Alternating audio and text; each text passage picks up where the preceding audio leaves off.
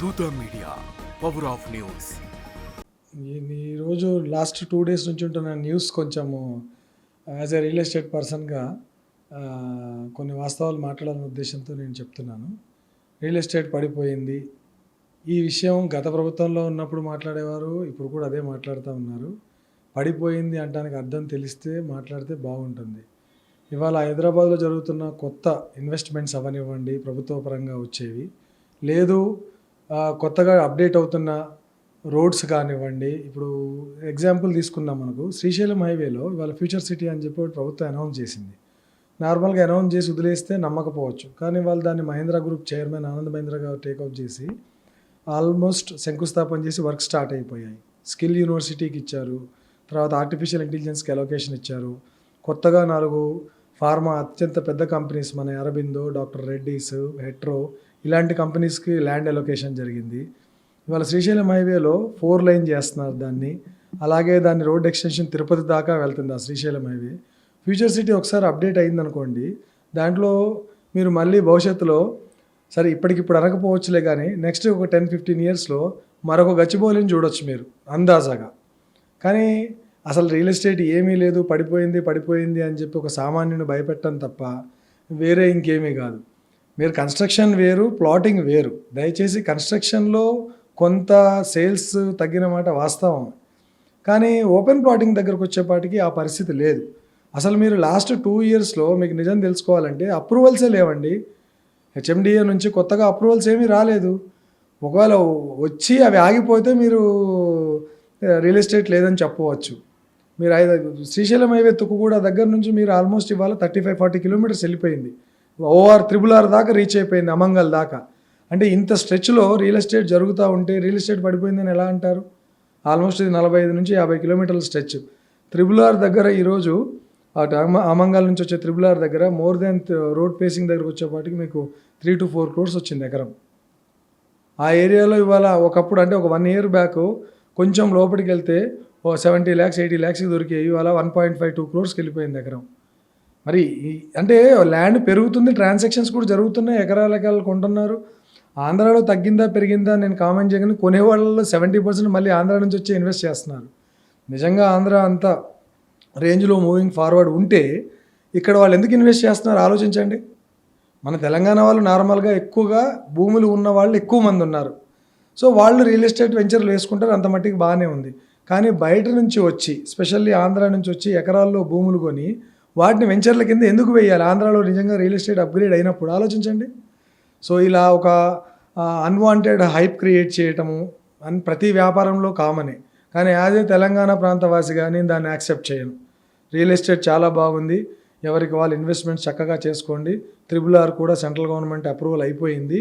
మీకు ఎక్కడ మీరు ఏ ఏరియాలో ఉంటారో ఆ ఏరియాలో వచ్చే కొత్త ప్రభుత్వ పరంగా వచ్చే ఇండస్ట్రీస్ అనుకోనివ్వండి, లేదా అదర్ ఇన్స్టిట్యూషన్స్ని బేస్ చేసుకొని ఇన్వెస్ట్ చేయండి. నేను యాజ్ ఏ రియల్టర్గా, మేము ఇప్పుడు ఆస్పిరియాలిటీ కంపెనీ శ్రీశైలం హైవేలో రన్నింగ్లో ఉంది. మేము ఇప్పుడు రీసెంట్గా last 9 months back 70 acres project start చేసాము. 25 ఎకరాలు లేఅవుట్ పర్మిషన్స్, 25 ఎకరాలు అయిపోయింది. మరి ఆల్మోస్ట్ 320 ప్లాట్లలో 250 plots దాకా అయిపోయాయి. ఎలా అయిపోయాయి మరి? ఎవరు కొనకపోతే ఐ విల్ ప్రూవ్ ఇట్, రండి.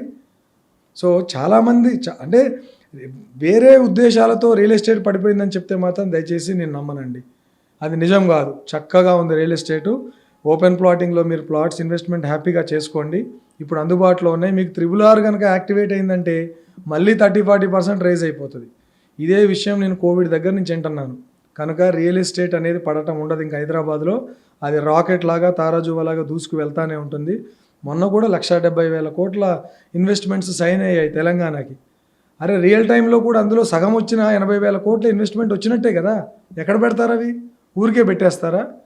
అవన్నీ కూడా డేటా సెంటర్స్ అంటే మాట్లాడుకుంటున్నారా? ఇవాళ ఒక్కొక్క డేటా సెంటర్ వేరే వేరే దేశాల నుంచి రావడం అంటే ఎంత ఇన్వెస్ట్మెంట్ వచ్చినట్టు. సో దయచేసి ఇండస్ట్రియలిస్టులు కానివ్వండి, ఎవరైనా సరే ఇవాళ హైదరాబాద్ వైపు చూస్తున్నారు. ఎందుకంటే లైఫ్ స్టైల్ ఇక్కడ వాళ్ళకి కావాల్సిన మ్యాన్ పవర్ దొరుకుతుంది, స్కిల్డ్ పవర్ దొరుకుతుంది, రీజనబుల్ ప్రైసెస్లో ఉన్నాయి ప్రైస్ రేట్స్.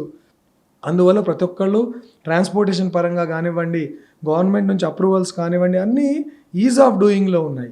కనుక వాళ్ళు వచ్చినప్పుడు ఎంప్లాయ్మెంట్ పెరుగుతుంది, ఇన్ఫ్రాస్ట్రక్చర్ పెరుగుతుంది. అది పెరిగినప్పుడు ఆటోమేటిక్గా మీకు ల్యాండ్ అవైలబిలిటీ తగ్గిపోతుంది. సో మీరు హైదరాబాద్కి సంబంధించి ఓఆర్ఆర్ చుట్టూ ఇదొకటి మాత్రం చెప్తాను, ఓఆర్ఆర్కి RRRకి మధ్యలో కొనుక్కోండి, మీకు ఖచ్చితంగా మంచి అప్రిషియేషన్ వస్తుంది. తక్కువలో తక్కువ అండి, సరే పడిపోయిందని ఎవరు ఏమనుకున్నా ఓ 30% మీరు సంవత్సరానికి రియల్ ఎస్టేట్లో మన హైదరాబాద్లో గ్యారంటీగా అప్రిషియేట్ అవుతుంది. ఇందులో ఎటువంటి అపనమ్మకాలు వద్దు. సరే 100 రూపీస్ పెడితే 100 రూపీస్ వచ్చిందనే మాటలు మనం మాట్లాడొద్దు, అది రియల్ ఎస్టేట్లో ఇప్పుడు లేదు. ఎందుకంటే ఎక్స్పెండిచర్స్ పెరిగిపోయాయి. కాబట్టి ఖచ్చితంగా మీరు మంచి ప్లేస్ చూసుకొని, ఎక్కడైనా లేఅవుట్స్ కొత్తగా వస్తే రెరా ఉందా లేదా, HMDA ఉందా లేదా, DTCP ఉందా లేదా, స్పెషల్లీ లీగల్ ఒపీనియన్, ఇవన్నీ చెక్ చేసుకొని బ్యాంకింగ్ లోన్స్ ఉంటే మీ దగ్గర ఒక 70% డబ్బులు ఉంటే 30% లోన్ తీసుకొనైనా కొనుక్కోండి. ప్లాట్ కొనుక్కోవటం అనేది ఒక అదృష్టం. మీ ఇంటికి భూదేవి వస్తున్నట్టు, అమ్మవారు మీ ఇంటికి వస్తే అంతా మంచి జరుగుతుంది. ఇలా మీరు వాళ్ళు చెప్పిన మాటలు వీళ్ళు చెప్పిన మాటలు విని దయచేసి నలుగురిని అడిగి ఆగిపోకండి, ఆ తర్వాత బాధపడతారు. భూమి ఎప్పుడే కానీ కొనుక్కొని వెయిట్ చేయండి. కొనడం కోసం వెయిట్ చేశారా, భూమి ధర పెరిగిపోతుంది, మీకు అందుబాటులో ఉండదు, ఆ తర్వాత అయ్యో కొనుక్కోలేకపోయామని బాధపడాలి. కనుక దయచేసి మీకు అనుకూలంగా అందుబాటులో ఉన్న ORR నుంచి RRR మధ్యలో ఎక్కడైనా సరే మంచి కంపెనీ ఉండి అన్ని రకంగా టెక్నికల్గా కానివ్వండి, లీగల్గా అన్నీ బాగుంటే మాత్రం దయచేసి చిన్నదో పెద్దదో ఒక భూమి కొనండి. అది మీ పిల్లల భవిష్యత్తుకి ఉపయోగపడుతుంది, మీకు ఒక మంచి ధైర్యాన్ని ఇస్తుంది. భూదేవి ఎప్పుడూ మనని మోసం చేయదు, మనమే చేయాలి అవన్నీ. కనుక భూమి కొనుక్కోవటం అనేది ఒక అదృష్టము. దయచేసి అందరూ భూదేవిని నమ్మండి, ఖచ్చితంగా మీ ఇంటికి లక్ష్మీదేవి వస్తుంది. యాజ్ అ కంపెనీ పర్సన్గా, రియల్టర్గా నేను తెలంగాణ ప్రాంతవాసిగా రియల్ ఎస్టేట్ అద్భుతంగా ఉందని నమ్ముతున్నాను. మీరు కూడా హ్యాపీగా కొనుక్కోండి. ధన్యవాదాలు. For more updates, please subscribe Dutta Media.